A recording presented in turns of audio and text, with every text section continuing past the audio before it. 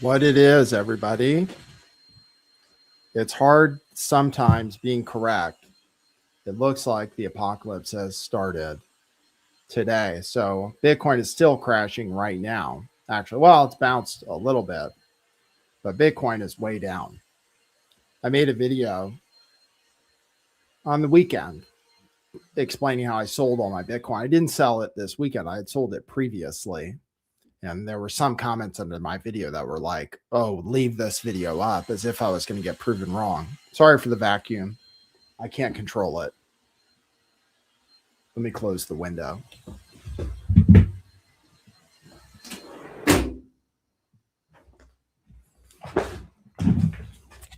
Sorry for that. But seriously, everything's selling off. Cash is king today. So I'll just show you guys what's going on in the markets. I'll give you guys some news today. Big show as always. Zerowitz says we are going to zero. I think it's entirely possible. that we are going to zero for real this time. So nowhere is safe. Cash is king. Everything was down. Everything that you could have a long exposure to. Stocks. Oh no, bonds were up today. Bonds were bid today. People bought those today. So interest rates actually came down a little bit, which I guess is a good thing. But pretty much everything else, tech went down. All the tech stocks, all the AI stocks, Amazon reported earnings and missed. They're way down after hours. The stock market right now is selling off pretty big. We might be headed toward an epic crash because so far it's been fairly orderly. The major indexes aren't down that far from their all-time highs, which were just a few days ago. Trump has been bragging this whole time about how the stock market has hit all-time highs, and the stock market hit an all-time high or was very close to it on Monday, and it's only Thursday. And look how much things have changed. Silver got destroyed today. It's down even more than Bitcoin today. We know I bought silver at the very top. That's okay. I'm making money because I also bet against the markets. That's about the only way people are making money right now. I bet against the markets, particularly MicroStrategy, which is really printing money for me right now. They're in Freefall. MicroStrategy reported earnings today. They said they're doing financial manipulation or what have you. I think that company is going out of business. I think Oracle is probably going out of business. I shorted Oracle too. So I actually made money today, but only because I bought insurance in case everything would crash, and now everything is crashing. So that's where we're at. The beginning of the end. I predicted it forever for 10 years. Been wrong. But no, I haven't been talking about stock market crashes that much until recently. King Ravana says BTC discounts. Well, go ahead and buy if you feel it could take a huge bounce. Everybody's short Bitcoin right now. So they're going to eventually have to cover their shorts. So we're going to have a bounce at some point, but it's just a question of when. It started dropping just before the show started. It's bouncing right now. It's at 62,388 is what Bitcoin is at. It's down over $10,000 over the last 24 hours. Silver is down. God, silver went down a ton. Silver is already down another 11% right now. I don't know how it all works. Silver is down to $68. It's almost, it's going to be 50% of where it was when I bought my physical silver at $120 an ounce.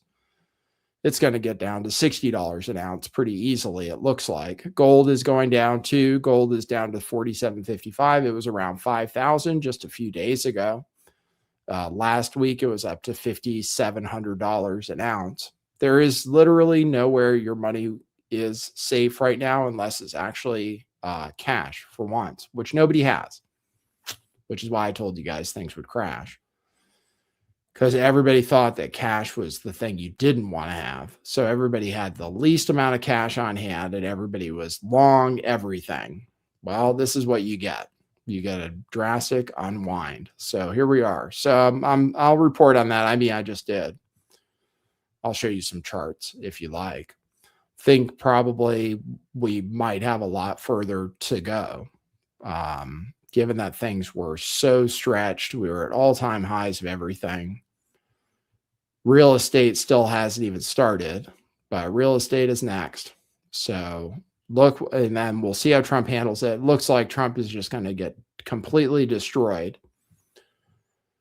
Trump and the Republican Party will get completely destroyed in the midterms. And because people always say it's the economy, stupid. If the economy is bad, which it's going to be, job openings and layoffs, record levels, layoffs came in today. I'll show you that. Don't know if they're record levels, but they're super high. Job openings missed badly. Lots of economic data is coming in. The government numbers on jobs have been delayed because of the so-called government shutdown.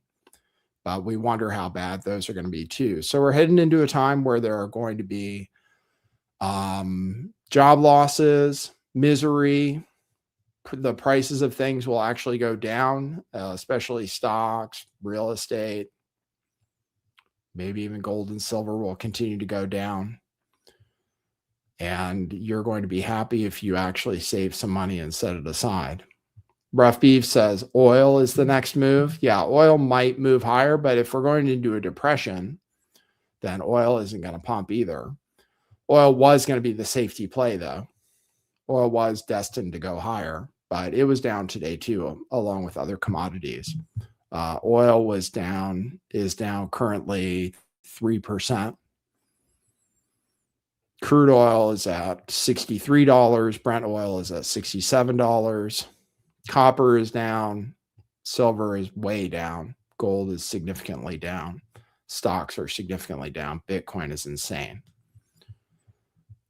So Rust Cool says, hold on till March, guys. These digits mean nothing. The COMEX is going to default on silver. Yes, I'm holding on to my silver, even my virtual silver. I'm holding on to it. I think they might run out. They might totally run out of silver. That's why I bought it. But I could have bought by now almost twice as much for the money. So that is regretful. If they had what I wanted in stock, I would have been able to buy a lot more silver for the money. But that's okay. Yeah, I would hold on to it. If you have SLV, you could sell it, but it's probably going to go up again. We'll see. Gold will probably go up again. Eventually, they'll print money, probably. But it might be a while before they do that. So that's the news. Got to report on it today. See how much there is. Trump is talking about immigration. I'll show you that. We still have the war with Iran possibly coming up. I'll show you the details on that. Let me share screen. Let me get this ready. Get ready my first clip. Here we go. Here.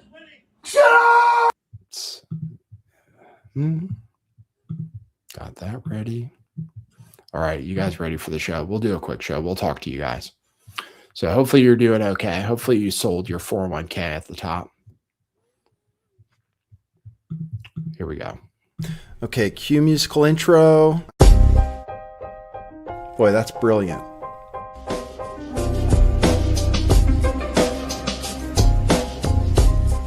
I do think some things in the world are real. Like you guys. You guys are real. Most of you.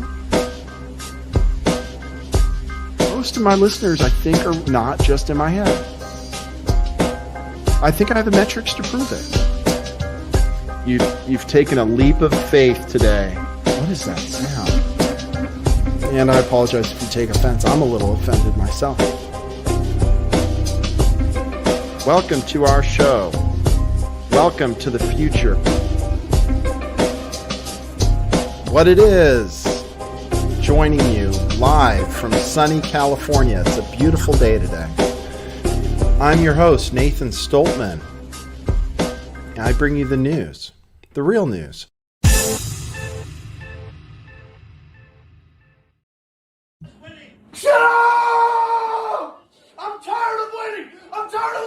all my money. You promised us you made crypto great again. You promised us we'd be rich.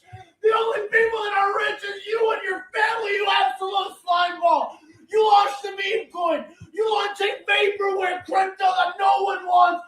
You get bribed by all the crypto officials. You pardon criminals to destroy the market. Eric Trump says Q4 would be unbelievable for our banks. Oh, it's pretty unbelievable. It's pretty unbelievable how much money I've lost. Eric Trump, Donald Trump Jr., you guys destroyed my life. The only person I would trust is Barron Trump because he's 8 feet tall. Barron, you tell me what to do. Because right now, I hate the Trump family. There you go. Are you tired of winning yet? I guess I could have called it that. Are you tired of winning yet? What are people going to say? What is Donald Trump going to say? All right, I'll give you the news today and check in with the chat. Still getting over stuff, having trouble sleeping and everything. So sorry if the show, it might be a little shorter than usual. But wanted to come live just like we do every day. Have to talk about the market since we have been predicting doom. We are an apocalyptic channel. Lift the veil. We are an apocalyptic channel. So we have been predicting doom ever since we started doing this show. My foray into conspiracy theories started with my curiosity about the stock market not crashing 10 years ago, 11 years ago. So where then I ran into a 9/11 documentary on Zero Hedge. So anyway, thanks for joining me for the show. If you want to support the show, go to buymeacoffee.com/lifttheveil. I have some coffees from yesterday. Thanks for people who sent coffees and well wishes about my dad, who is missed. Buymeacoffee.com/lifttheveil. You can leave a coffee and a comment, and I will read it before the end of the show. Oh, excuse me. You can also go to truthclothing.io and buy our t-shirts. I dare you to buy a Bitcoin Saves t-shirt and wear it in public. Mine are going to be mothballed. I don't think I can wear mine in public anymore, but I wear them in private. You can get your cryptocurrency shirts, HODL, Bitcoin Saves, Crypto Future. We are going into a crypto future. We'll just see what happens to Bitcoin. Question Everything. You can get your Question Everything designs. I was wearing my propaganda shirt today. Got a nice comment at the coffee shop. Someone said, I totally agree. It is all propaganda. Get your Freedom of Faith shirts. Those are made in America with an organic American cotton for $5 each, including a kid style. You can get your Last American Vagabond shirts and your Question Everything styles. Many, many female styles available that are all really nice slouchies, Bella and Canvas slouchies. They're all screen printed. They last through many, many, many, many washes. I've been wearing mine for 6-7 years straight. I'm wearing one right now. I wear them every day, and they last a long time. They're very comfortable, very stylish. Go to truthclothing.io. Load up. It's a going out of business liquidation sale. All right. Living Grace says Bitcoin 65 today. Do you want to see where it is now? It's not 65. This is the daily chart of Bitcoin, which shows the dramatic fall recently, including today, which was one of the biggest down days ever. It is currently, over the last 24 hours, down less than $10,000. It was down as much as $12,000 just a few minutes ago. This is the 15-minute chart. It's bouncing right now, which it's going to do. Eventually, it's going to rip upwards because nobody is long anymore. Nobody has leverage long anymore. Everybody has leverage short. So eventually, all of those people that are short are going to have to buy to cover their shorts, and the price will rip. And then I'm just going to short MicroStrategy again when that happens. So you might see a big rip up to 70,000 or maybe higher. We'll see. But right now, people are really scared. It's the most oversold it's almost of all time, meaning that technically it's due for some kind of a bounce. But people have been predicting it. The mood out there is doom. mostly. There are still some personalities on Twitter who are saying buy the dip, but there are many personalities on Twitter who said they've gotten out of crypto, that it's ruined their life, that they're never going back in again. Many of those people use leverage. Many of those people took out loans against their cryptocurrency. Many of the people who took loans are going to get liquidated if the price goes down further. They've had to sell stocks at a loss to lower their liquidation points. It's really bad. You should never take leverage in anything unless you're just buying insurance. And if you want to buy insurance, you can buy put options on Robinhood app, which is what I did on Monday. And like I said, my account's been doing very well this week, but mostly because everything has been melting down. Closed one of my shorts on MicroStrategy, but MicroStrategy is in particular doing really bad. I was telling you about MicroStrategy's Ponzi scheme called STRC Stretch Strategy Incorporated Preferred Series A. This is supposed to trade for $100. It's now under $94, which is really bad. That's the daily chart. It's supposed to be a $100 investment. It's the way Michael Saylor plans to buy Bitcoin. It's the reason I sold. One of the reasons I sold all my Bitcoin is when I learned about this product, which, like I said, is supposed to trade for $100. When it's $100, Michael Saylor sells it and buys more Bitcoin, but it's way under $100 right now, down to $94 at the moment, which it's really not supposed to do. If that thing goes bad, everything goes bad for Michael Saylor. They had their earnings today. I was listening to it. So anyway, if that's what's going on, let's look at silver and gold. Gold is down, like I said, but silver, somebody in the chat says Apex is saying it's $70. Yeah, silver is being reported at $69.25 at the moment. If you want to buy physical silver right now, let's see, you can buy it for cheaper than you could yesterday. You can buy Silver Eagles for $87 today. And I paid $120 for mine. So $87. You're still, the premium is going up on physical. But the actual spot price looks like it's about $71. It was down $17 today, which is huge. Gold's down $180 over the day. Not as bad. Gold is doing much better. Well, I told you guys, silver can pump and dump. That's what silver does.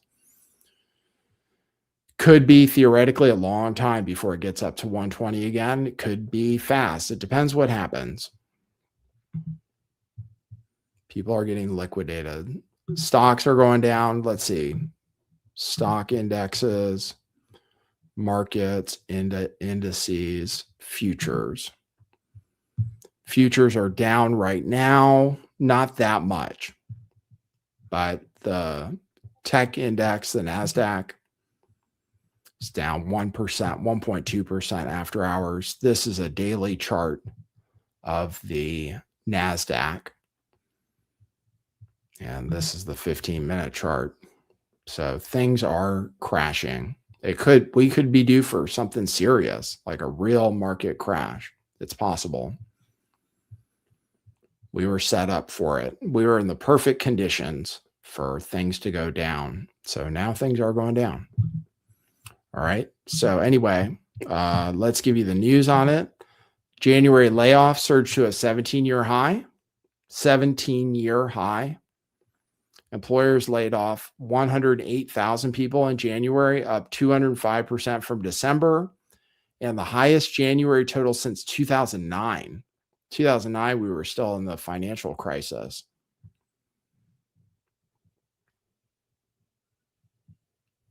Surge was led by transportation, with UPS planning up to 30,000 job cuts, and tech, driven by Amazon's 16,000 layoffs, healthcare. AI accounted for a small percentage of the cuts, 7% apparently. Hiring plans were weak. with just 5,306 announced. December job openings crater to 6.54 million from 7.14 million, expected to be 7.2 million. So numbers are missing all over the place. And then Amazon missed numbers today too. Amazon stock's down 15% today. Trump's selling Bitcoin, Trump's scam cryptocurrency where he received money from the UAE before he got elected. He's going to get investigated for. They sold Bitcoin today. Gemini crypto exchange is cutting 25% of their staff. Nothing's looking good. Trump campaign tweeted this today and then deleted it. I don't know if it's because it's not true. Don't know where they came up with this poll where it says 62% say their personal finances are getting better. And the White House said for the first time in 5 years, a majority of Americans say their personal finances are improving. This is just the beginning of the Trump economic boom, they posted, and then deleted less than an hour later.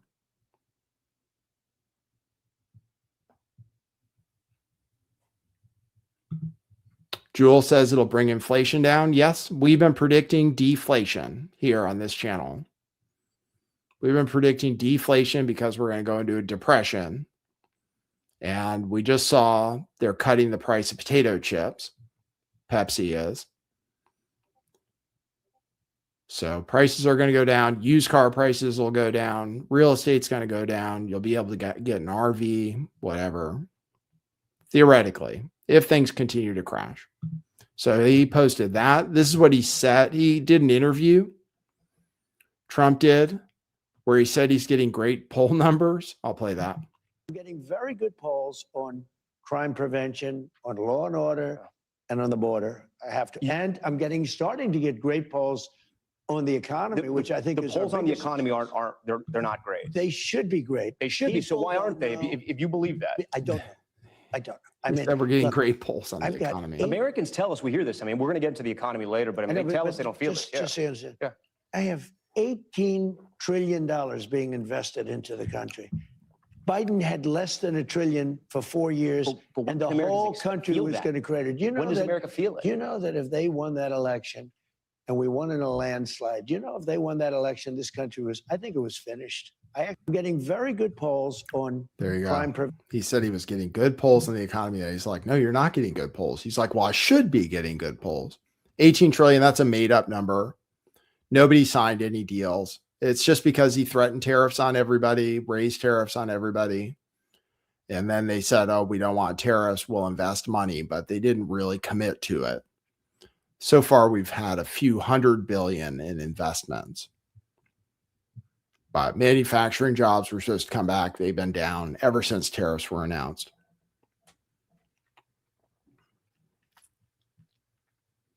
So Trump is suing the government because they released his tax returns.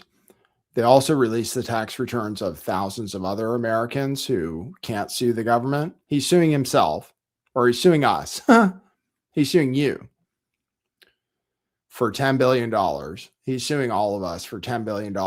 Nobody in his administration is going to fight him on it because they would have to defend themselves. So he's suing himself, the government.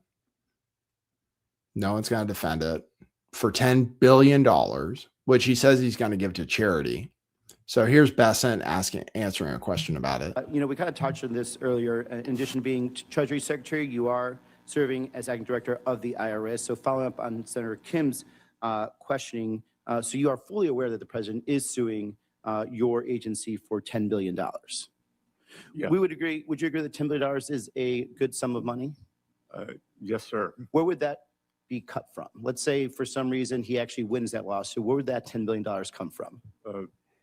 Again, it would come from process-wise. I'm not asking like your opinion whether it's right or wrong. It would come from Treasury. It comes from Treasury, which comes from the general fund? The Treasury general account. So taxpayers. Yes. Thank you. Part of the 440,000 taxpayers whose returns were leaked. If the president, they're not suing, but the president, we kind There of you touched go. on this.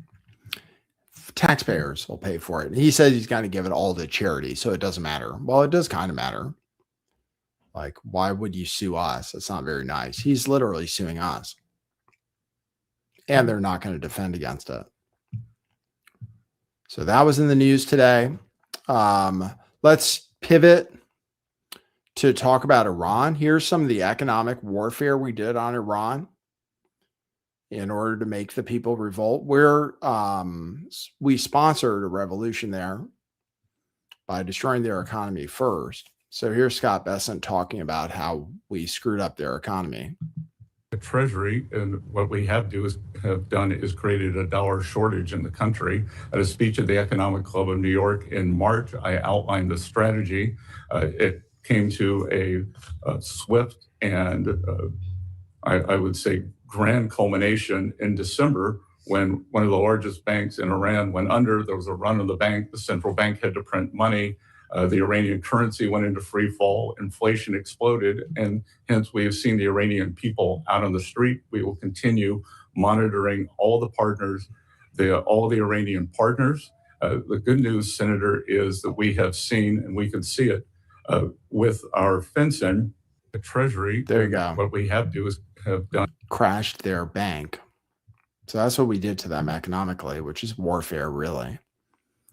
So as far as the Iranian framework, apparently there is a U.S.-Iran deal framework proposed by Turkey, Qatar, and Egypt.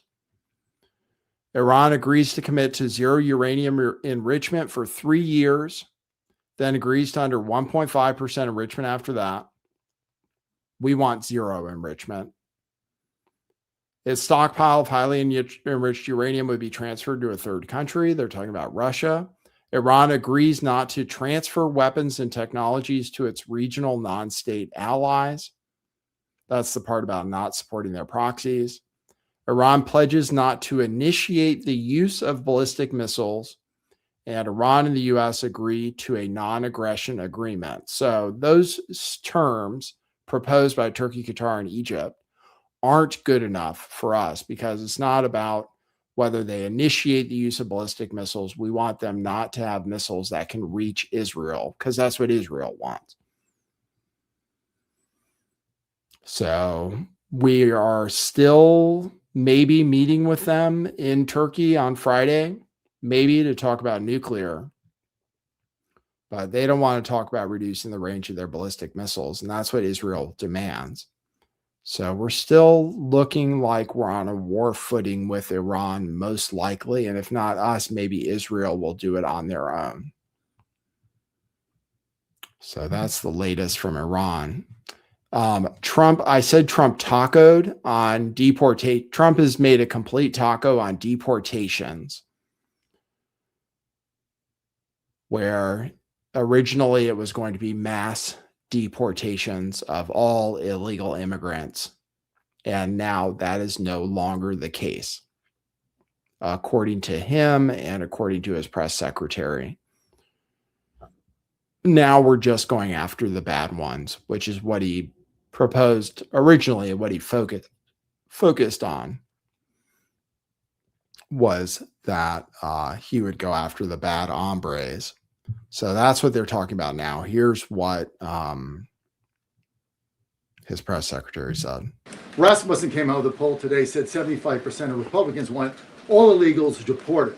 It seems like the conversation has shifted again to focusing only on deporting illegal aliens who are criminals. Is the president still committed to deportations of the 20 million illegals that came here under Joe Biden, or are you starting to see that back?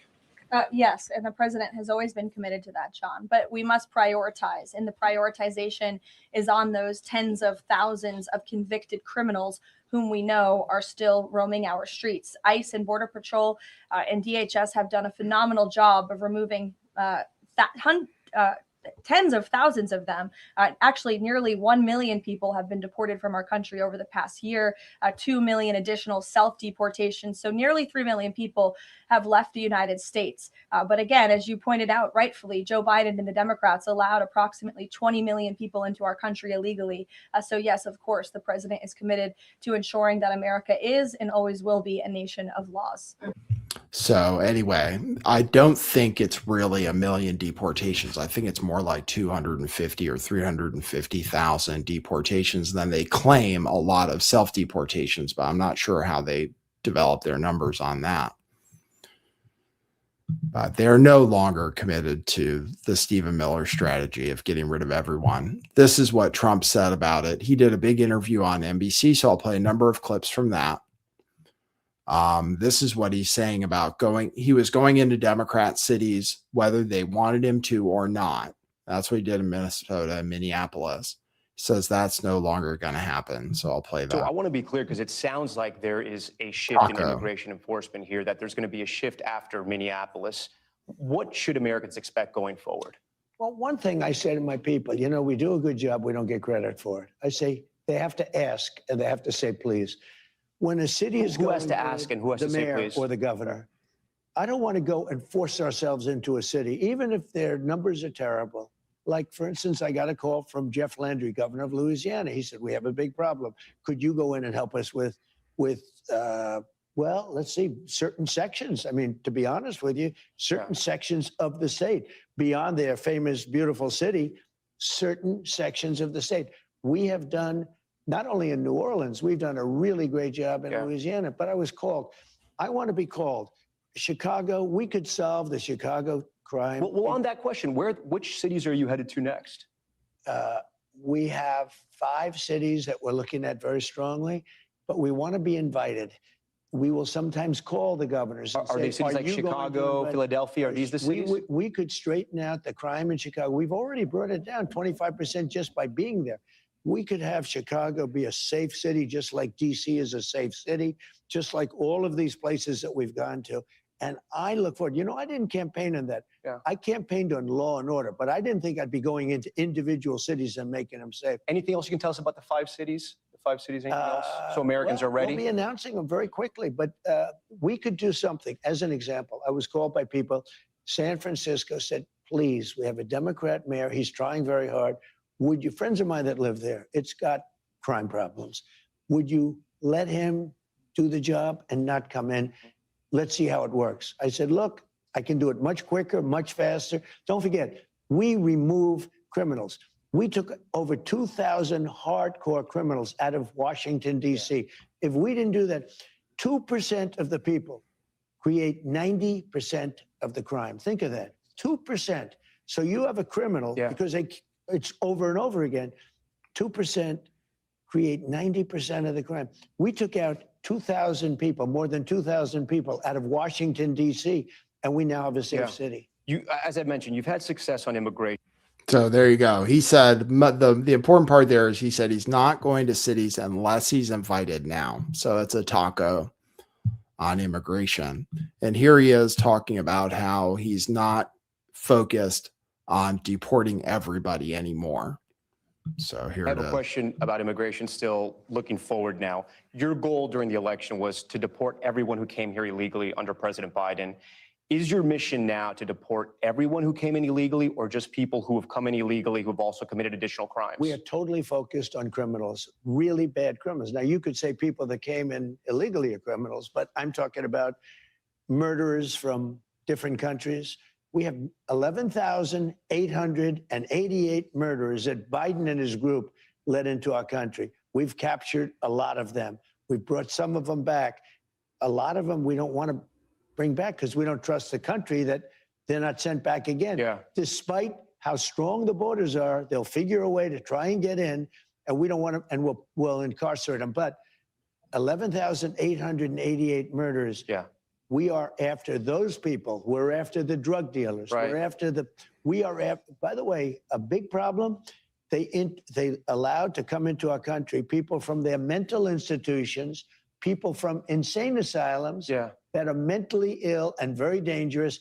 We're getting them out. There you go.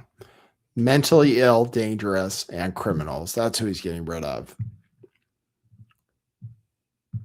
I'll play a few more clips from that interview that are interesting. And I saw somebody in the chat say, I need help hodling. I don't know if I can help you with that. You're getting rocked in the market. How lucky for? Buy some puts just to keep yourself protected. Buy some insurance if you're worried about it. Buy some puts. If you're going to keep hodling, buy some puts for insurance, or you could sell some before it gets worse. It might bounce a little bit, but we were set up for something like this. I have a feeling it's going to get worse. That's my feeling. So I can't help you with hodling, especially not Bitcoin, although it should bounce. But beware. Beware, sir. Doc Fugget says never sell low. Well, you can never sell low or never sell lower. How low is it? Are you willing to go? Some people are going to get liquidated. Anyway, I'll play some more Trump clips about how much he likes Bill Clinton. Bill Clinton and Hillary Clinton are going to testify on the Epstein files. They want it to be public. NBC News broke the story today. I don't know if you saw it, that the Democrats are already saying, if you bring President Bill Clinton and he has to testify, we're bringing President Trump. What do you say to that? I think they might say that, but they've already brought me. See, I've been brought. They had me indicted many, many times. Many, many times. And the president had some surprising thoughts about former President Bill Clinton. It bothers me that somebody's going after Bill Clinton. See, I like Bill Clinton. I still like Bill Clinton. What do you like about him? I liked his behavior toward me. I thought he got me. He understood me. He was the one that said very famously that you don't want to run against Trump when there were 18 people. There was 18 people, including me, total. And he kept telling them, you don't want to run against Trump. Run against anyone. Don't run against Trump. And Hillary sort of laughed at him. NBC News broke the story today. I don't know if So he likes Clinton, which is fine, I think. Clinton's going to testify soon.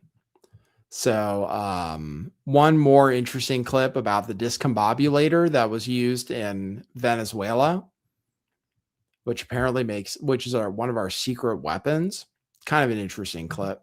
you talked about the weapon, the discombobulator. What is that? Discombobulator. Well, I'm not allowed to talk about it. But what does it do? Let me just tell you, you know what it does? None of their equipment works. That's what it does. Everything was. How does it? It was my name. I'm very proud of the name. Everything was discombobulated. It was,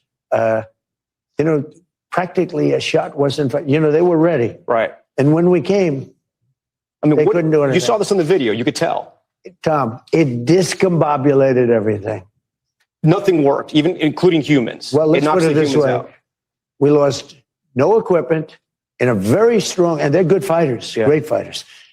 In a very bad environment, it was a military base, the biggest in South America. Because the house was in a base in in a very, very tough environment, we lost no men and we lost no equipment. The discombobulator just knocked everything. Well, it did something. You talked about the weapon, the discombobulator. Interesting. Whatever that is. Very interesting. All right. I wish I had a longer show for you guys today. I have a clip from Ron DeSantis talking about AI. He's becoming an AI critic, which many people are going to continue to be. The AI bubble is part of the thing that's popping. Oracle, OpenAI, etc. Here is Ron DeSantis talking about AI real quick. At the end of the day, Left ear. I think what some of the people think with this, what a cheap existence we will have if we're going to try to say that we're going to use AI to replace, like a majestic cinematic performance by one of our great actors, that we're going to somehow, have AI, perform music better than like Elvis could do it. No, first of all, that's not credible.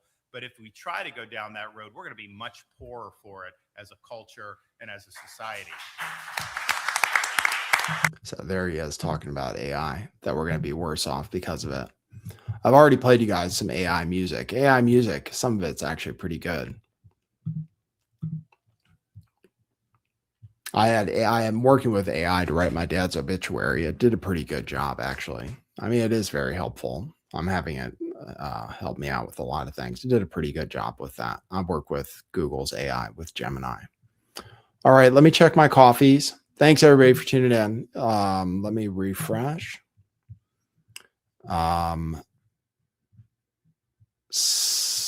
Someone bought a coffee, no note. Someone bought 5 coffees. So I try not to miss a show because you come across as a caring guy with a knowledgeable take. God bless you. Thank you, someone. Thank you, anonymous person, for the 5 coffees. I really appreciate that.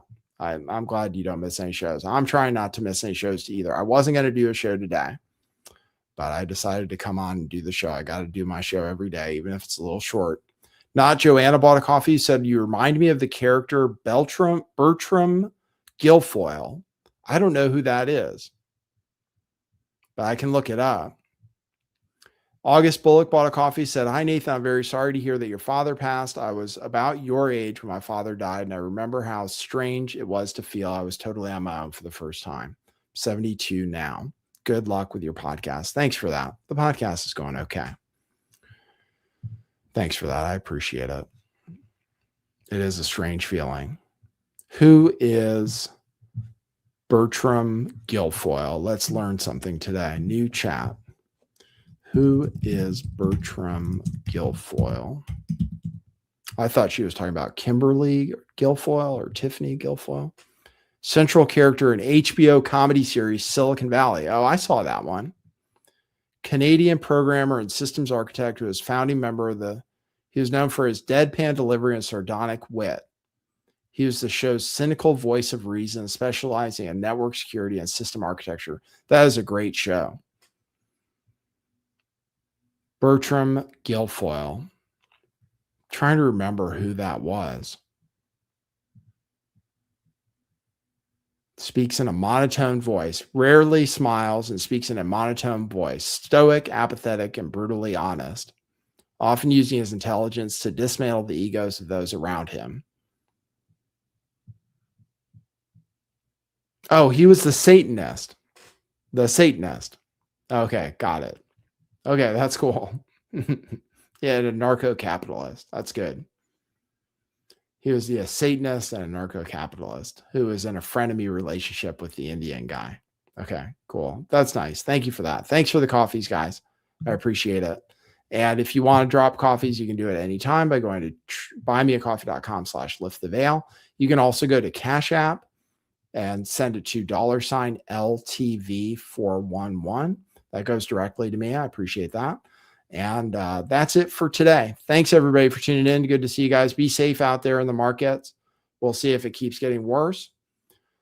We don't like it. We don't like to see people suffer, but that might be where we're headed. So brace yourselves. So thanks, everybody, for tuning in. Great to see you. And we'll see you, try to see you tomorrow, 4 p.m. Pacific time, 7 p.m. Eastern time, right here. Lift the Veil. Thanks, everybody.